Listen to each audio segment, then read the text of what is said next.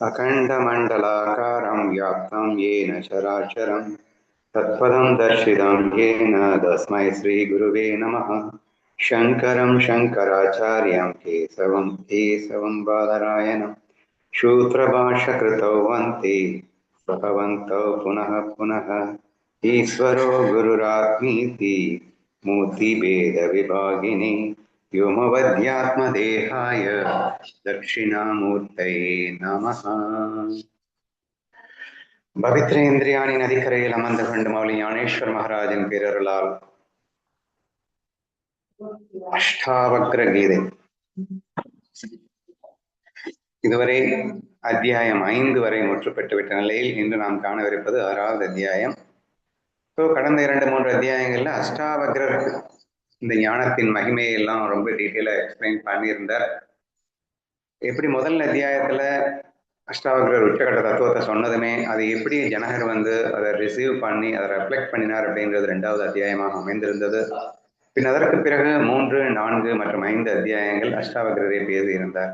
இந்நிலையில் 6வது அத்தியாயத்துல இதுவரைக்கும் அந்த தன் குரு அஷ்டாவக்ரர் சொல்லி அந்த விஷயத்தை தான் எப்படி உள்வாங்கி இருக்கின்றேன், தான் என்ன அனுபவிக்கின்றேன் என்ற விஷயம் இந்த 6, 7களில் ஆரம்பிக்கின்றது.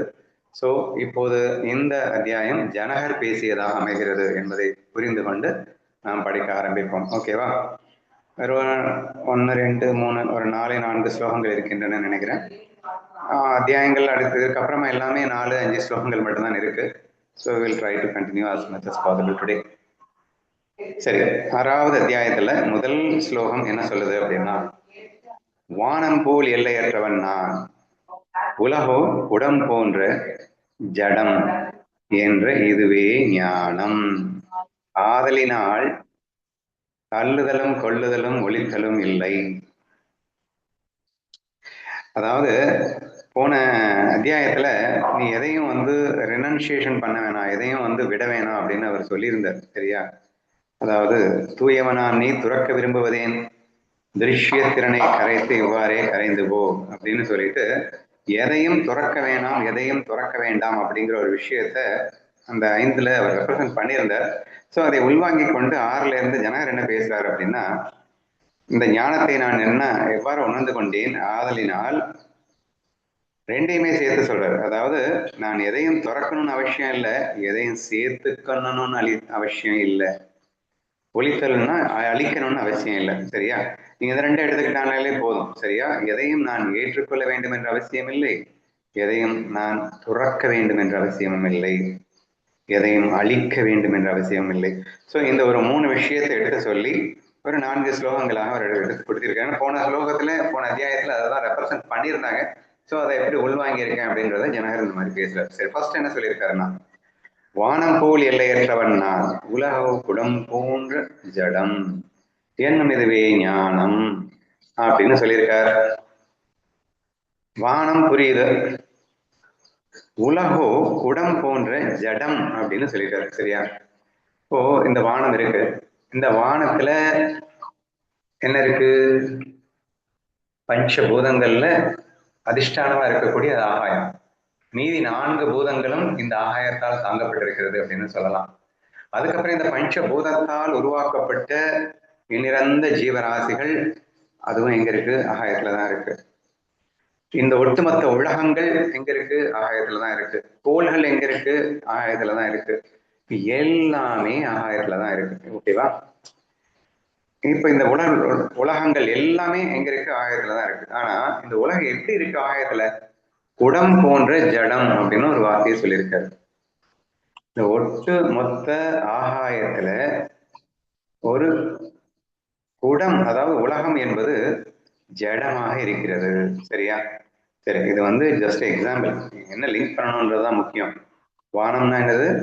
பரபிரம்மம், சுத்த சத்தியத்தானந்த ஸ்வரூபம். ஸோ எல்லை இல்லாத ஆன்மஸ்வரூபம், பறந்து விரிந்த என்னை தவிர எதுவும் இல்லாத அந்த பரமாத்ம ஸ்வரூபம், எப்படி வேணா வச்சுக்கோங்க. இது அந்த வானத்தோட லிங்க் பண்ணது எதுன்னா இந்த பிரம்மஸ்வரூபத்தை லிங்க் பண்ணியிருக்காரு. சரியா? சரி, இந்த வானத்துலதான் என்ன இருக்கு? ஆகாயத்துலதான் என்ன இருக்கு? உலகங்கள் இருக்கு இல்லையா? அதே மாதிரி இந்த பிரம்மஸ்வரூபத்துலதான் இந்த உலகங்கள் இருக்கு. பிரம்மஸ்வரூபத்தை விட்டு தனியாக இது எதுவுமே இல்லை. நம்பர் ஒன்னு. அதை விட ரொம்ப சுகமான பாயிண்ட் என்னன்னா, பிரம்மஸ்வரூபத்துல இருக்கக்கூடியதுதான் இந்த உலகம். ஆனா அது ஜடம். உணர்வு மயமானவன் நான், அது நான் மட்டும்தான். உலகத்துல எத்தனை உணர்வுகள் இருக்கு, எத்தனை எண்ணிலான உயிரினங்கள் இருக்கு, ஒவ்வொன்றுக்கும் ஒரு உணர்வு இருக்கே அப்படின்னா, இந்த உணர்வு தான்டா அது. உணர்வுனாலே அது நான் தான்டா. இங்க என்ன தவிர உணர்வுன்னு சொல்லிக்கிறதுக்கு எதுவுமே இல்லடா.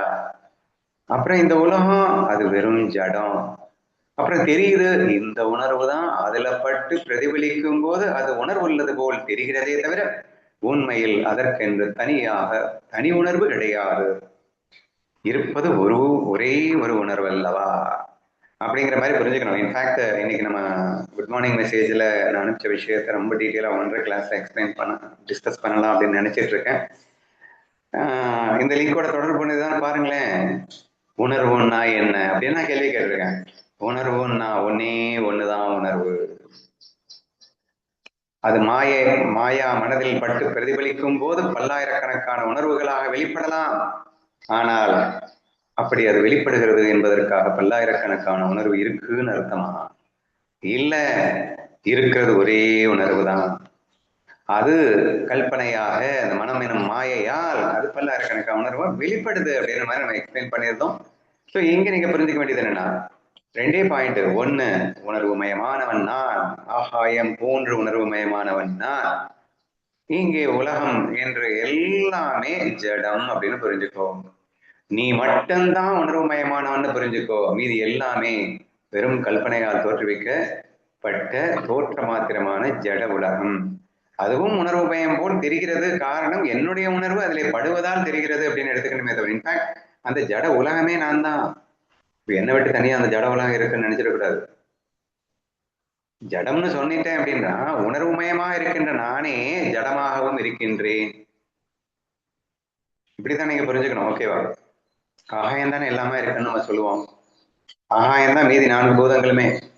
அப்ப எல்லாமே ஆகாயம்தான் என்ற விஷயத்தை நாம் சொல்லுவோம்ல. அந்த மாதிரி பிரம்மமே தான் இங்கே உலகாகவும் இருக்கின்றது.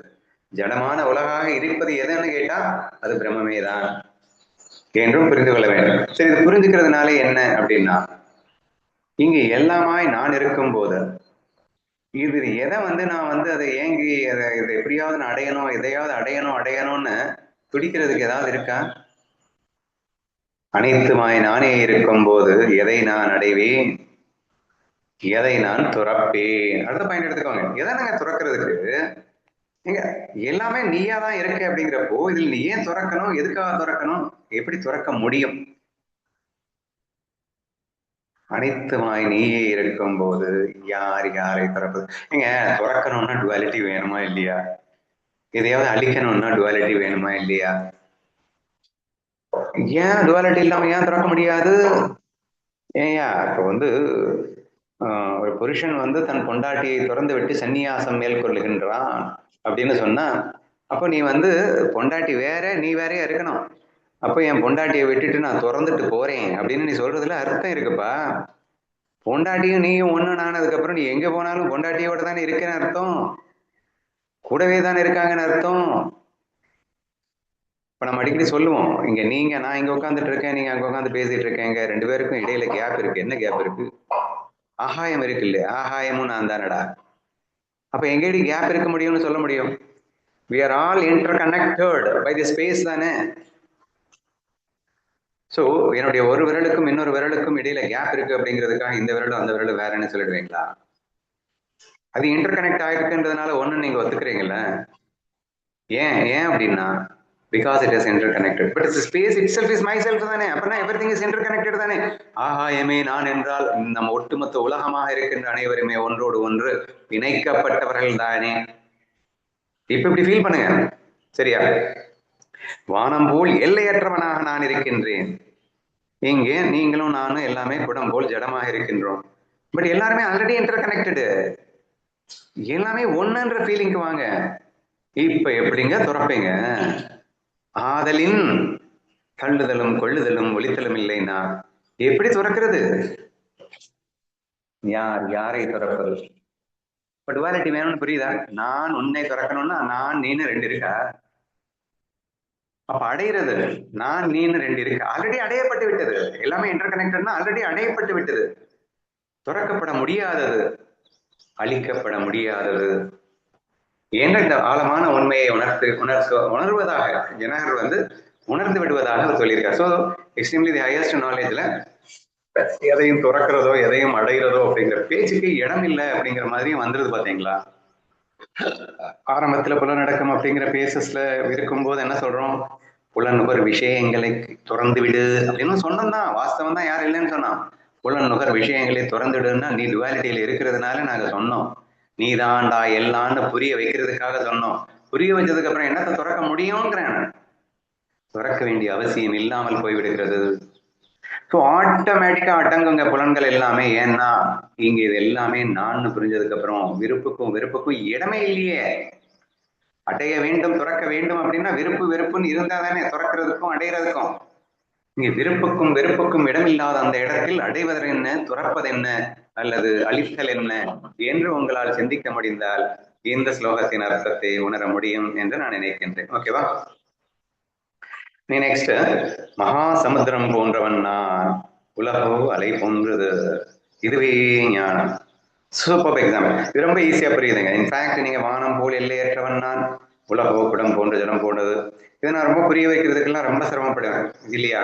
இப்போ ஆகாயம் தாண்டா எல்லாமா இருக்குன்னா, ஆகாயம் தான் எல்லாமா இருக்குன்னு எப்படி சொல்றீங்க, அது எப்படி நாங்க ஒத்துக்க முடியும் அப்படின்னு எல்லாம் கேட்பீங்க. அப்ப நான் உடனே சொல்லுவேன், இது அங்க என்ன இருக்கு, சேர் இருக்கு. ஓகே, அந்த சேரு அப்படிங்கிறது, இப்போ அந்த சேர் இல்லாதப்போ அங்க என்ன இருந்தது? சேர் இல்லாதப்போ ஆகாயம் இருந்தது. இப்ப அந்த சேர் உக்காந்துருச்சு. இப்ப அந்த ஆகாயம் எங்க இருக்கு? எங்கேயோ போயிடுச்சா? திருப்பி அந்த சேர் எடுத்த உடனே மறுபடியும் ஆகாயம் அந்த இடத்துக்கு வந்துருச்சா?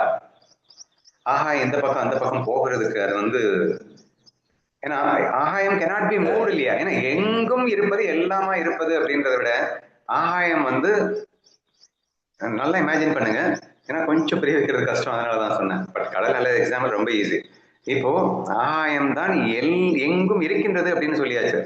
அப்போ அந்த ஆகாயமே சேர் வடிவில் இப்போது மாறிக்கொண்டதுன்னு சொன்னா மட்டும்தான் அவங்களால அண்டர்ஸ்டாண்ட் பண்ணிக்க முடியுமே தவிர, ஏன்னா ஆகாயத்தால எங்கேயும் போக முடியாது, வரவும் முடியாது. எங்க போகிறது? ஆகாயத்துக்குள்ள போகவா? ஏன்னா எங்கும் ஆகாயமே இருக்கும் போது இந்த சேர் உட்கார்ந்தவொடனே அங்கிருந்த ஆகாயம் ஆகாயத்துக்குள்ள போகவா? வேற எங்கேயாவது போகும்? வேற எங்கேயாவது போகணும்னா வேற எங்கேயும் ஆகாயம் தானே இருக்கு. சோ ஆகாயமே ஆகாயத்துக்குள்ள போகுதுன்னு சொல்ல போறியா? இல்ல ஆகாயம் காணாம போயிடுச்சா? சரிடா, சேரை வச்சவொடனே ஆகாயம் காணாம போயிடுச்சு. இல்ல, ஆமா காணாம போயிடுச்சு. சேர் எடுத்தவொடனே மறுபடியும் ஆகாயம் எங்கிருந்து வந்தது? அதானே. அப்படின்னா என்னடா அர்த்தம்? ஆகாயமே சேர் வடிவில் தென்படுகிறதுன்னு தானே அர்த்தம். இப்படி புரிந்து கொள்ளுங்கள். அதனால் இங்கே ஆகாயமே உலகமாக விரிந்திருக்கின்றதுன்னு புரிஞ்சுக்கணும்னு சொல்லி கொஞ்சம் டஃபா இருக்கு புரிஞ்சுக்கிறதுக்கு இல்லையா? அப்போ இங்கே நானே அனைத்துமாக இருக்கின்றேன்னு அந்த ஒன்னஸ் ஃபீல் கொண்டு டுவாலிட்டி இல்லைன்னு சொல்லி நம்ம ப்ரூவ் பண்ணோம். ஆனா கவலையே படாதீங்க, ரெண்டாவது எக்ஸாம்பிள் ஒண்ணு புரியல என்ன பிரச்சனை இல்லை. ரெண்டாவது எக்ஸாம்பிள்ல ரொம்ப தத்ரூபமா ஈஸியா நீங்க அண்டர்ஸ்டாண்ட் பண்ணித்தான் ஆகணும். மகா சமுத்திரம் போன்றவன் நான், உலகோ அலை போன்றது, இதுவே ஞானம்னு புரிஞ்சுக்கோ. இங்க மகாசமுத்திரம் என்பது பிரம்மஸ்வரூபத்தோட லிங்க் பண்ணியாச்சு. பரபிரமமாய் நானே சமுத்திரமாய் இருக்க இந்த உடல் உலகங்களாக விரிந்திருப்பது என்பது அலைகளோட கம்பேர் பண்ண. அப்படின்னா என்னங்க அர்த்தம் அப்படின்னா, it is not different from யூன்னு அர்த்தம்டா. கடல் வேற அலை வேற உன்னால சொல்ல முடியுமா? நீ ஏன் கடலாய் இருந்தாய், நீ ஏன் அலைகளாய் வருகின்றாய்? கடலே இங்கே அலைகளாக இருக்கின்றது. உடல் உலகங்கள் அனைத்தும் பிரம்மத்தை விட்டு தனியாக இல்லை. அந்த பிரம்மமே இங்கே உடல் உலகங்களாக விரிந்திருக்கின்றது. கடலே எப்படி அலைகளாக இருக்கின்றதோ அப்படி. இதுதான்டா ஞானம்னு புரிஞ்சுக்கோ. அகைன் கம்ப்ளீட் ஒன்னஸ்குள்ள வந்துட்டீங்க. டுவாலிட்டி இல்ல. உங்களுக்கு தெரியுதுதான், கடல் அலைகளாக வரும்போது குச்சிற்றலை, பேரலை, சுனாமி அலை அப்கோர்ஸ் இருக்கட்டும், லெட் இட் பி, இருக்கட்டும். But can you say that it is different from Samudra? அது கடலை விட்டு வேறானது என்று உங்களால் சொல்லிவிட முடியுமா? எத்தனை சிற்றலைகளை பேரலைகளை கண்ட போதும் கூட அது கடலை விட்டு வேறானது என்று சொல்லிவிட முடியுமா? கடல் இல்லை என்றால் அது இருக்கத்தான் முடியுமா? அப்ப கடல் இருப்பதால் தான் அலை எழுகிறது என்றால் கடலே தானே அலையாக எழ முடியும். அலைகளின் அதிஷ்டானம் எது என்று கேட்டால் என்ன சொல்வீர்கள்? கடல் என்று சொல்வீர்கள். அப்ப அது இல்லைன்னா இது இல்லைன்னா அப்ப அதுதானே இதுவா இருக்க முடியும். So easy to understand. சரியா? இப்படி இந்த பரபிரம்மே தான் இங்கே கல்பனையின் துணை கொண்டு இந்த உடல் உலகங்களாக விரிந்திருக்கின்றது என்றதை நீ புரிந்து கொண்டால், again the same points. ஆதலினால் தள்ளுதலும் கொள்ளுதலும் ஒழித்தலும் இல்லை. இந்த உலகத்தை நான் திறக்கணும்னு அவசியம் இல்லை, அடையணும்னு அவசியம் இல்லை, அழிக்கணும்னு அவசியம் இல்லை. அப்படியே கடல் எக்ஸாம்பிளுக்கு போங்களேன், எவ்வளவு அழகா புரியுது பாருங்களேன். ஏன்னா ஒரு அலையாய் துள்ளி குதித்து ஓடி வந்து கொண்டிருக்கும் போது அந்த அலையாய் இருக்கின்ற நான் அலை அல்ல, நானே கடல் என்று நீ தீர்மானமாக உணர்ந்து விட்ட பிறகு நீ எதை யாரை அடைய போகிறாய், துறக்க போகிறாய். இமேஜின் பண்ணி பாருங்க. அதாவது நம்ம எல்லாம் எப்படி இருக்கோம் அப்படின்னா, அந்த ஒரு அலையில, அதாவது கடல் தான் எல்லா அலையாவும் இருக்கு, கடல் எல்லா அலைகளாகவும் இருக்கும்போது, கல்பனையால் எல்லா அலைகளாகவும் இருக்கும்போது, அந்த கல்பனையால் ஏற்படுத்தப்பட்ட அந்த ஒரு அலையை மட்டும் நான் என்று நினைத்துக் கொண்டு மற்ற அலைகளை எல்லாம் வேற வேற என்று நினைத்துக் கொண்டு விளைவாக வெறுப்பு மற்றும் வெறுப்பிலே சிக்கிக்கொண்டு வாழ்ந்து கொண்டிருக்கின்ற நமக்கு ஒரு அலையை எப்படியாவது அடைஞ்சிடணும். தூரமா தெரியுதே அந்த அலை ரொம்ப அழகா இருக்குல்ல, அந்த அலையை நான் துரத்தி பிடிச்சு அடைஞ்சிடணும்டா என்று நீங்க நினைக்கிறதுல அர்த்தம் இருக்குங்க. அந்த அலை ரொம்ப மோசமா இருக்குடா, அது யாரு என் பக்கத்திலேயே வந்துகிட்டு இருக்கு, அதை எப்படியாவது துறக்கணும்டா, என் அலை இந்த பின்னாடி இவன் துரத்திக்கிட்டே வர்றான் பாரு, எனக்கு இந்த அலையை பிடிக்கல, இவனை எப்படியாவது துரத்தணும் அப்படின்னு இந்த அலை நம்ம இப்படிதாங்க பேசிட்டு இருக்கோம் லூசு மாதிரி. நீயும் அவனும் இங்கே எல்லா அலைகளும் ஒன்றுதானே, இன்ஃபேக்ட் கடல் தானே இங்கு அத்தனை அலைகளாகவும் இருக்கின்றன உணர வேண்டாமா? அனைத்தும் நான் என்ற அற்புத புரிதலுக்குள்ளே வர வேண்டாமா? இப்ப வந்துட்டீங்கன்னு வச்சுக்கோங்களேன், அப்ப அந்த அலை நான் அதை அடையணும்டா அப்படின்னு நினைக்குது, இந்த அலை எப்படியாவது துறக்கணும்டா நினைக்கிறது, அவனை ஒழிக்கணும்டா, ரொம்ப மோசமா திமிர் பண்ணிட்டு இருக்கான் அந்த அலை அப்படின்னு சொல்லிட்டு இந்த அலைகள் பேசி கொண்டிருந்தா அது நம்ம பண்ணிட்டு இருக்கிறது விடுங்க. இப்ப இவர் என்ன சொல்றாருன்னு பார்ப்போம். நானே கடல் என்ற அந்த தத்துவத்தை உணர்ந்து விட்டேன், பைத்தியக்காரத்தனமாக உண்மையில் அனைத்தும் ஒன்றாய் இருக்க, ஆனால் உருவ வேற்றுமையினால் பெரும் கல்பனா வேதத்தினால் மாய தோற்றத்தினால் மயக்கம் கொண்டு அந்த தோற்றத்தை உண்மை என்று நம்பிக்கொண்டு அலை வேறு கடல் வேறு என்று நினைத்து கொண்டு அப்படி முட்டாள்தனமா வாழ்ந்துட்டு இருந்தேன். அதனால வெறுப்பு வெறுப்பு வந்தது எல்லாம் புரியுது. பட் இஃப் யூ ரியலைஸ், நான் உண்மையை உணர்ந்த பிறகு அலை உணர்ந்து விட்டது தான் கடல் என்று, the moment when it realizes what will happen, இந்த ஒட்டுமொத்த உலகமே நீயாக போய்விட மாட்டாயா? ஆசை துறந்தாள் அகிலம் உனக்கு என்று பாடினானே ஒரு கவிஞன். என்ன அற்புதமான வார்த்தை. லூசுத்தனமா நீ ஏன் நான் வேற நீ வேற நினைச்ச? நீ அலைன்னு நினைச்சதுனால. ஏன் அலைன்னு நினைச்ச? உனக்குள்ள ஆசைன்னு வந்ததுனால. நீ ஆசைய துறந்தேன்னா நீயே கடல் என்று உணர்வாய். நீயே கடல் என்று உணரும் போது ஒட்டுமொத்த உலகமும் நீயாகவே மாறி இருப்பாய். The moment when you throw away the desire, you will become the world அப்படின்றது புரியுதா? ஆசை துறந்தால் அகிலம் உனக்கு என்பது புரிகிறதா? சோ பிகாஸ் எல்லாமே நீயா மாறிடவே இல்லை. அப்போ இந்த ஆசை தானே உன்னை ஒரு அலையிலே சிக்க வைத்து நான் வேறு அது வேறு என்று நினைக்க வைத்தது. ஆதலால் ஆசையை திறந்து விட அந்த கவிஞன் சொன்னான். சோ இங்க நம்ம உணர்ந்துட்டோம், அந்த அலை உணர்ந்து விட்டது. சரியா? அலை உணர்ந்ததுக்கு அப்புறம் ஒரு கிலோமீட்டர் தள்ளி ஒரு அலை இருக்கு, அந்த அலை மேல இந்த அலைக்கு ஆசை வருமா? பிகாஸ் அதுவும் இதுவும் ஒண்ணுதான், கடல் என்ற அடிப்படையில ஆல்ரெடி இன்டர் கனெக்டட் தான், ஆல்ரெடி அடையப்பட்டது தான்டா. எல்லா அலைகளும் ஒன்றோடு ஒன்று பின்னி பிணைந்து கொண்டுதானே இருக்கின்றது. அதிஷ்டானமான கடல் என்ற அடிப்படையில் பாருங்களேன். ஆத்மாவை மறந்துவிட்டு பார்ப்பதால் தானே நீ வேற நான் வேறன்னு கத்திட்டு இருக்கீங்க. அதிஷ்டானமான கடலை மறந்து பார்ப்பதால் தானே அலைகள் நீ வேறு நான் வேறு என்று சொல்லிக் கொண்டிருக்கின்றது. உண்மை அதிஷ்டானத்தில் அனைத்தும் ஒன்றே என்ற இந்த கடலின் தத்துவத்தோடு பார்த்திருந்தால் எந்த அலையாவது எந்த அலையின் மீதாவது ஏக்கம் கொள்ளுமா? அடைய வேண்டும் என்று நினைக்குமா? துறக்க வேண்டும் என்று நினைக்குமா? அல்லது ஒழிக்க வேண்டும் என்றுதான் நினைக்குமா? அப்படி ஆத்மஸ்வரூபமே அனைவருக்கும் ஆதாரமாக அதிஷ்டானமாக இருக்கின்றது, அல்லது நான் ஒருவனே ஆத்மாவாக இருந்து எனது கற்பனையால் இந்த உலக தோற்றத்தை விரித்திருக்கின்றேன் என்ற உண்மை உனக்கு புலப்படுமேயானால் அனைத்துமாக நீயே இருக்கின்ற போது எதை நீ அடைய விரும்புவாய், எதை நீ துறக்க விரும்புவாய்? இங்கே வெறுப்புக்கு இடமேது, அடைவதற்கும் துறப்பதற்கும் இடமேது? துறக்கவும் முடியாது, அடையவும் முடியாது. ஏன் நான் அடைய முடியாது? ஏற்கனவே அடையப்பட்டு விட்டது என்ற காரணத்தினால். துறக்க முடியாது ஏனென்றால் அனைத்துமாக நீயே இருக்கின்ற காரணத்தினால். அழிக்கவும் முடியாது ஏனென்றால் யார் யாரை அழிப்பது?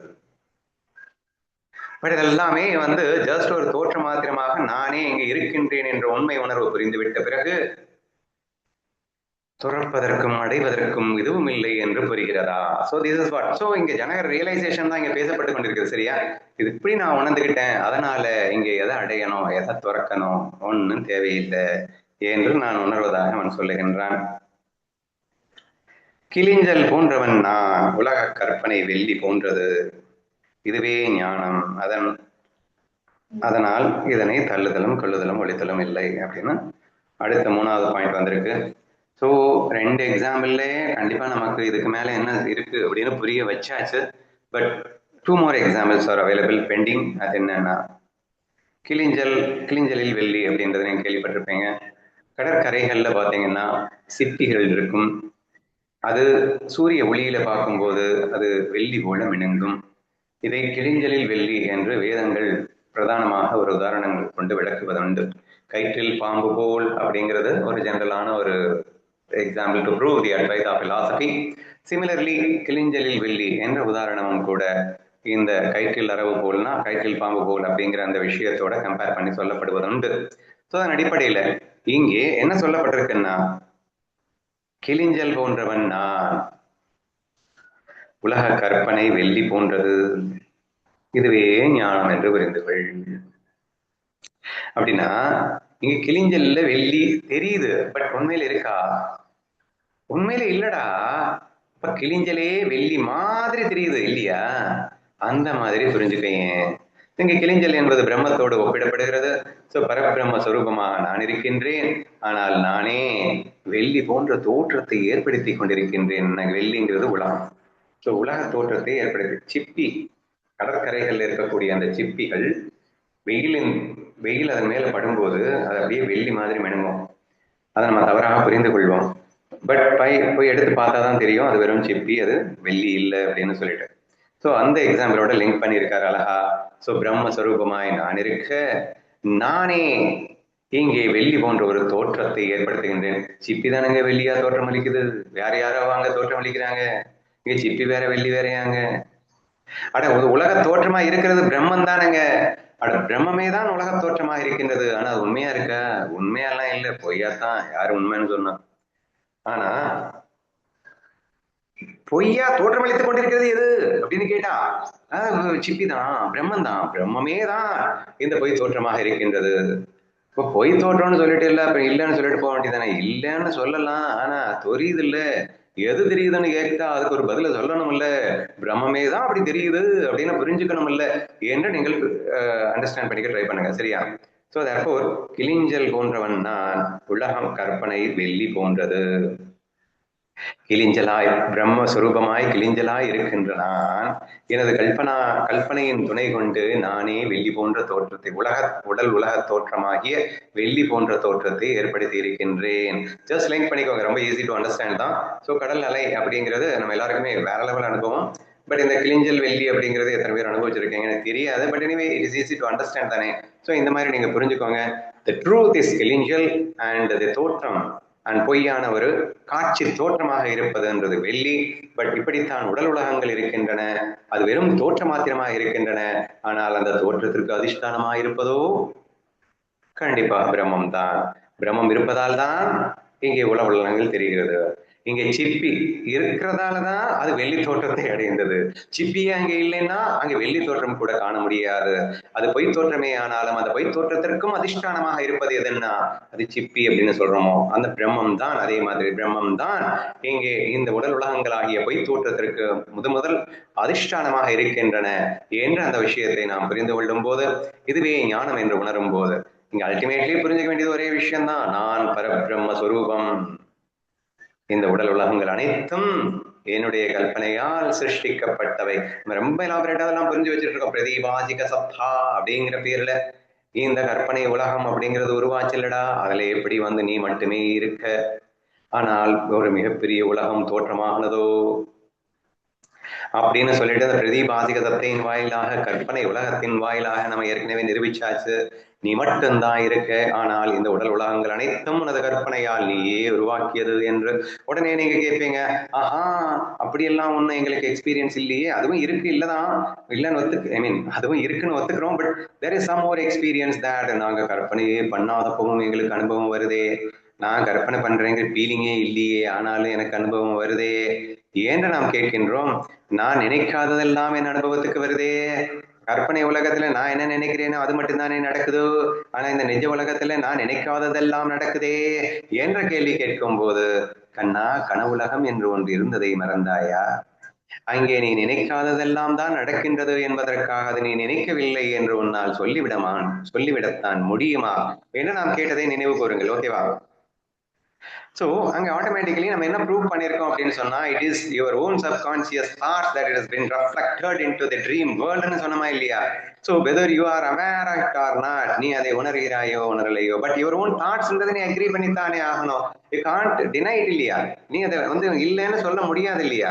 ஏன்னா நீ கனவுல படுத்துட்டு இருந்து, நீ தூங்கிட்டு இருந்து, உனக்கு மட்டும்தான் அந்த அனுபவம் ஏற்பட்டது. விழிச்சு பார்த்தா நீ மறுபடியும் முழிச்சிட்டு இருக்க, விழிச்சு பார்த்தா அங்க ஒண்ணுமே இல்லை. எப்படிரா அப்படின்னு கேட்டா, உன் மனதில் இருந்தது உருவானதுதான் என்றுதானே அது உணர வேண்டும். அப்போ நீ அறிந்தும் அறியாமல் கண்டிப்பாக உன் மனம் தோற்றுவித்த உலகமே இந்த கனவு உலகம் என்பதை ஒப்புக்கொண்டால் பின் ஏன் வலிக்கிறது இந்த நிஜ உலகமும் அப்படித்தான் என்று? So it's a mix up of both conscious and subconscious mind together forms this world. அந்த கற்பனை உலகம் அப்படிங்கிறது மேபி நம்மளுடைய கான்சியஸ்ல இருக்கிறது மட்டும் வரலாம், ட்ரீம்ல 100% சப்கான்சியஸ்ல இருக்கிறது மட்டும் வரலாம். பட் இந்த நிஜ வேர்ல்டுங்கிறது the combination of both conscious and subconscious mind. And except your thought there is nothing. உன்னுடைய எண்ணங்கள் மட்டும் தான் இங்கேயும் விரிகின்றன. ஆஹா, அது எப்படி நாங்க புரிஞ்சுக்கிறது? நிஜ உலகத்துல உன் எண்ணத்தை ஸ்டாப் பண்ணா என்ன ஆகும்? என்ன ஆகும்? டீப் ஸ்லீப்புக்கு போயிடுவேன். ஆமா, அங்க இருக்கா உலகம்? இல்ல. அப்ப எண்ணங்கள் தான் உலகமாக விரிகிறது என்பது புரிந்து கொள்ள என்னடா கஷ்டம் என்றெல்லாம் நாம் ஏற்கனவே மிக ஆழமாக புரிந்துவிட்ட ஒரு விஷயம்தான் இங்கே ஜனகரின் வாயிலாகவும் அஷ்டாவக்கரின் வாயிலாகவும் நாம் மீண்டும் மீண்டும் கேட்க பாக்கியம் பெற்றிருக்கின்றோம் என்று மட்டும் உணருங்கள். And therefore I am the Parabrahma and the whole world is nothing but the reflection of my own thoughts. என்னுடைய எண்ணங்களே இந்த உடல் உலகங்களாக விரிந்திருக்கின்றன, நான் ஒருவனே பரபிரமம் என்று உணர்ந்து விட்டால் எதை அடைகிறது, எதை துறக்கிறது, எதை அழிக்கிறது அப்படின்னு ஜனகர் கேட்கிறார். இனி ஃபைனலா, அகில படைப்பிலும் உள்ளவன் யானே, மேலும் அகில படைப்பும் என்னுள்ளே உள்ளது.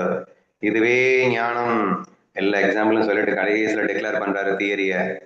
டே, இந்த ஒத்த உலகம் அகில படைப்பிலும் உள்ளவன் நானே, அகில படைப்பும் என்னுள்ளே உள்ளது. I mean everything, everything is in me. நானே அனைத்திலும் இருக்கின்றேன். அப்படின்னா நல்லா கேர்ஃபுல்லா கவனிங்க. அகில படைப்பிலும் உள்ளவன் நானே, அகில படைப்பும் என்னுள்ளே உள்ளது. சரியா? ஃபர்ஸ்ட்ல என்ன சொல்றாரு அப்படின்னா, அகில படைப்பிலும் உள்ளவன் அப்படின்னா மாயா அப்படின்னு அர்த்தம். இந்த மாயையில நீ காண்கின்ற எல்லாமே நான் தான் நான் தான் நான் தான்ங்கிறார். நான் அதை பாக்குறேன், எலியை பாக்குறேன், யானையை பாக்குறேன், பூனையை பாக்குறேன், எல்லாமே நான் நான் நான். ஏன்னா அகில படைப்பிலும் நான் அல்லவா இருக்கேன். என்னுடைய கற்பனை தானங்க அகிலமா வந்தது. அப்ப நான் தானங்க இங்க இருக்கேன். நீ ஒரு கற்பனை வேர்ல்டுல போயிட்டு நீ ஒருத்தனை அடிச்சுக்கிட்டு இருக்கேன்னு வச்சுப்பேன், அடிச்சவனு நீ தான், அடி வாங்குறவனு நீ தானே. ரெண்டு பேரும் சண்டை போட்டுட்டு இருக்கேன்னு வச்சுப்பேன், அந்த சண்டை போடும்போது யூஸ் பண்ற டைலாக்ஸ் ரெண்டு பேருடைய டைலாக்ஸும் நீ தானே. அப்ப நீ சொல்லிக்கிறது உனக்கு என்னடா கஷ்டம்? தைரியமா சொல்லலாம் அல்லவா? அப்போ காணும் இந்த மாயா உலகம் அனைத்திலும் நானே இருக்கின்றேன், ஆதலால் நானே ஏன்னா நாம் சொல்லணும். ஸோ எல்லாத்துலயும் நான் தான் இருக்கேன் அப்படின்னு.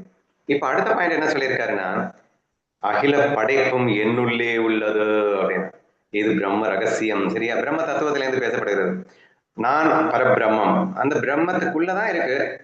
என்னது? என்னுடைய கற்பனை. என்னுடைய கற்பனையினாலான ஒட்டுமொத்த உலகமும் என்னுள்ளே உள்ளது. இப்ப இது என்ன பாயிண்ட் ஆஃப் வியூல இருந்து பேசுறோம்? பிரம்மம் சத்தியம் என்ற பாயிண்ட் ஆஃப் வியூல இருந்து பேசுறோம்.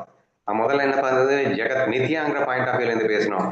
ஜெகமாயிருக்கின்ற ஒட்டுமொத்த உலகத்திலும் நானே இருக்கின்றேன். ஏன்னா பிரம்மமே தான் இந்த உலகமாக மாயையாக விரிந்திருக்கின்றது. இது ஜெகத் மித்யால இருந்து பேசினது. அங்கேயும் நான் தான் இருக்கேன், மாயையாவும் நான் தான் இருக்கேன். ஏன்னா ஜீவனும் பிரம்மமும் மாயையும் வேற வேற அல்ல அப்படிங்கிற அந்த 3வது பாயிண்ட்ல இருந்து வச்சு பார்த்தீங்கன்னா என்ன அழகா அந்த ஜெகத் சத்தியம், பிரம்மம் சத்தியம், ஜெகத் மித்தியாங்கிறது அத்வைத ரகசியத்துல எவ்வளவு முக்கியமானதாக கருதப்படுகிறது என்று பார்த்தீர்களா? ஒட்டுமொத்த அத்வைத ரகசியத்தை 3 அடிகளில் போட்டான் ஆதிசங்கரன். அதாவது பிரம்மம் சத்தியா, ஜெகத் மித்தியா, பிரம்மமே மாயையா இருக்கின்றது என்ற அந்த அற்புதமான விஷயம் தான் இங்கேயும் ரெஃப்ளெக்ட் ஆகின்றது. சோ தேர்ஃபோர் இந்த ஒட்டுமொத்த மாயையில் இருப்பது நானே, என்னுள்ளே இந்த மாயா இருக்கின்றது. ஒட்டுமொத்த உலகத்தில் இருப்பது நானே, என்னுள்ளே இந்த உலகங்கள் இருக்கின்றன. They are the one, only one existed. Then how could I deny or reject or something, accept or something? நான் எதை ஏற்றுக்கொள்ள முடியும், எதை தள்ள முடியும், எதை அடைய முடியும், எதை துறக்க முடியும், எதை அழிக்க முடியும் என்று புரிகிறதா என்று இந்த ஜனகன் தன்னுடைய எக்ஸ்பீரியன்சஸ ரொம்ப சூப்பரா இந்த ஒன்னஸ் ஃபீல மிக பிரமாதமாக இந்த 4 வரிகளிலே கொடுத்துள்ளார். அதை என் அறிவுக்கு வெட்டியவரை நானும் சொல்லிவிட்டேன். ஐ திங்க் நான் 2 சாப்டர் முடிச்சிட முடியும்னு நினைச்சேன். பரவாயில்ல, நாளைக்கு இந்த 7வது சாப்டரை பார்ப்போம்.